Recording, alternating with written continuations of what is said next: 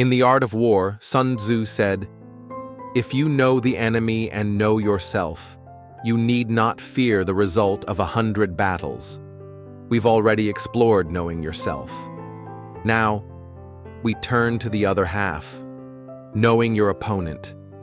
Knowing your opponent isn't about spying or manipulation, it's about awareness. Before you enter any conflict, business, negotiation, even personal rivalry, you must become a student of the other side. What drives them? What do they fear? What patterns do they follow? Welcome to the Strategy Masterclass. Today, we break down how to study your competition, not to fear them, but to leverage them. Because those who know their opponents control the outcome. Know the enemy as you know yourself, and in 100 battles, you will never be defeated. But this doesn't mean obsessing over your rivals. It means understanding how they think, move, and make mistakes. Observation isn't paranoia, it's preparation. Miyamoto Musashi, the undefeated samurai swordsman, believed victory came from timing and rhythm. When you perceive the rhythm of any situation, you can strike without effort. In modern terms, observe how your competitor operates. Do they rush under pressure? Do they overextend when praised? Do they repeat behaviors in familiar conditions? By identifying their rhythm, you control the tempo. Sun Tzu taught the value of indirect warfare. The supreme art of war is to subdue the enemy without fighting. This applies to marketing, sales, politics, relationships. Sometimes, saying nothing is more powerful than shouting. Let your opponent reveal themselves through arrogance, repetition, or desperation. Picture two businesses. One assumes they have the market. The other watches every customer complaint, analyzes competitors, studies feedback loops. A year later, the watcher becomes the leader. Why? Because they knew the terrain and who else was on it. Whether it's in sports, sales, politics, or negotiation, knowing your opponent gives you predictive power, control over timing, leverage in conflict, and confidence under pressure. It's not about confrontation, it's about clarity. Look for repetition in your opponent's behavior. Repetition creates predictability. Predictability creates vulnerability.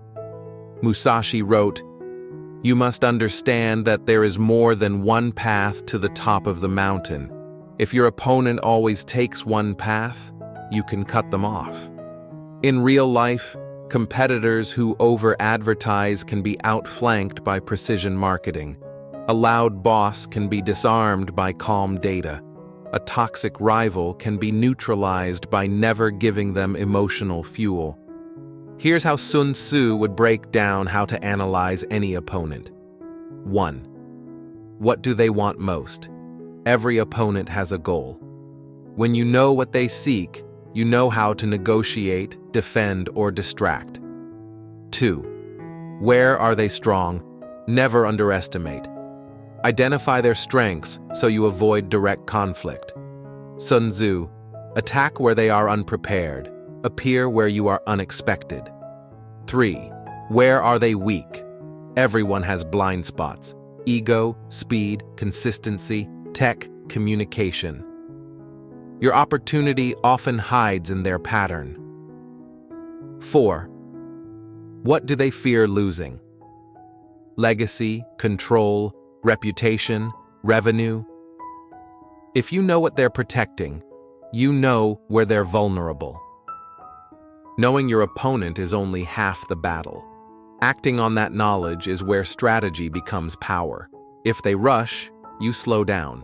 If they expect you to follow, you disappear. If they're predictable, you become unpredictable. Musashi said, "Do nothing which is of no use." Don't respond emotionally, respond strategically. You don't need to be a general to apply this. Use it in business, study customer reviews of your rivals, Know their value gaps, interviews. Know the company's challenges before you walk in. Negotiation. Learn what the other party really wants, not just what they say. The more you know, the fewer surprises. The fewer surprises, the stronger your position. Just as you study others, know that others may study you. Sun Tzu warned, "Appear weak when you are strong, and strong when you are weak. Control what you reveal. Use feints. Change your rhythm. Train yourself to be unreadable. Your opponent can only defeat the version of you they think they know." Before his 1964 title fight, Muhammad Ali studied Sonny Liston's habits. He knew Liston led with intimidation. Ali trained not just physically, but psychologically. He taunted, danced, stayed light, frustrated Liston until he broke his rhythm. Ali didn't just fight the man, he fought the man's patterns, and that's how he won. The wise don't fear the opponent, they study them. Because when you truly know the competition, you stop chasing and start controlling. You strike where it counts. You move before they move. You win before they understand what happened. Lastly, Musashi and Sun Tzu agree, you must know yourself first. Know yourself, and you will win all battles. Sun Tzu, the way is in training. Musashi, when your emotions are under control, when your habits are strong, when your clarity is high, you can observe others clearly. Your calmness becomes your advantage. Knowing your opponent is not about conflict. It's about clarity. It's about seeing the map when others are lost in the fog. To know your enemy, become your enemy. Sun Tzu. In strategy, it is important to see distant things as if they were close, and to take a distanced view of close things. Musashi. Ask yourself, who or what am I competing with? Do I know their habits, strengths, and blind spots? Am I moving with insight or assumption?